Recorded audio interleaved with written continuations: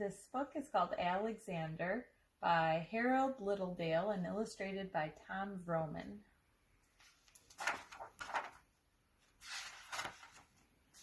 It was bedtime, and Chris and his father sat side by side on Chris's bed. Alexander was a pretty bad horse today, Chris said. His dad said, "Alexander, the red horse with the green stripes?" Chris nodded. "What happened?" Chris's father asked. "He wouldn't eat his cereal," Chris said. "He wouldn't sit up at the table, and he spilled his milk. He made a terrible fuss." "That's too bad," said Chris's father. When we went to the park, Alexander wouldn't play with the others. He got scared and ran and hid behind the slide. Mommy said she was surprised at the big grown-up horse acting like that. "I'll bet you were too," Chris's father said. "Well, sort of," said Chris. "What else happened?" Chris's father asked.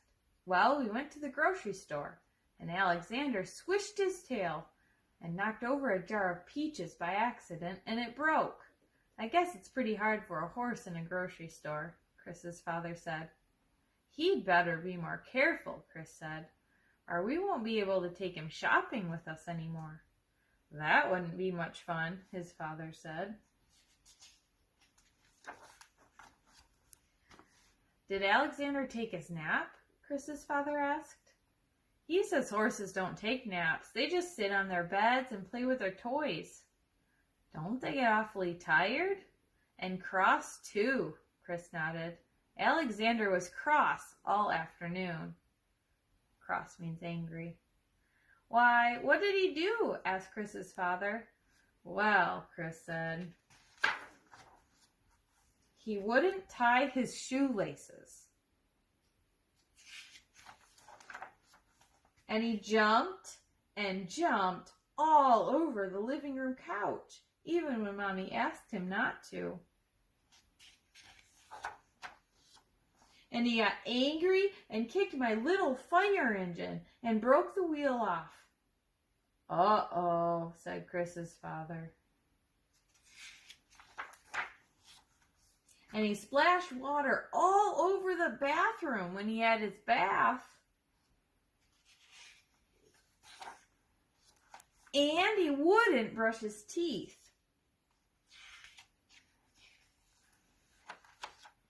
Or pick up his toys. Whew, what a cross horse," Chris's father said. Chris moved closer and leaned his head against his father's arm. "Daddy, what are we going to do about Alexander? He's awfully bad sometimes." His father was looking at the toy fire engine and wheel that had come off. "What do you think we ought to do?" Chris thought a moment. "Well," he said, "Mommy could make a jail under the dining room table and put him under there when he's terrible." Chris's father shook his head. "Mommy wouldn't ever do that," he said. "Or maybe you could tie him up to the bed and not let him go for 10 whole days. But Chris's father shook his head again. "No, sir," he said. "Not me." "Maybe I should tell him to go away and never come back again as long as he lives," Chris said doubtfully. "I'd miss him," his father said. Chris put his elbows on his knee and rested his chin in his hands. "Then what are we going to do about that old Alexander?" he asked. His father stood up. "I'm going to think about that while I fix this fire engine," he said. Chris's father went out to the kitchen. He took the hammer from the shelf over from the broom closet and nail from the coffee can under the sink.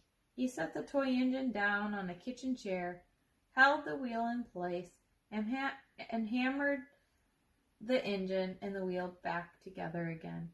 He spun the wheel around a few times to see that it worked perfectly.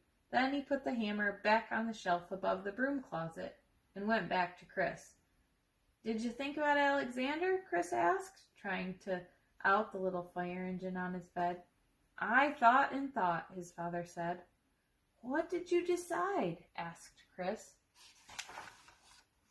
His father put the fire engine in Chris's toy box for the night. "I decided he just had a bad day." He helped Chris wriggle down in the bed and handed him his big brown bear.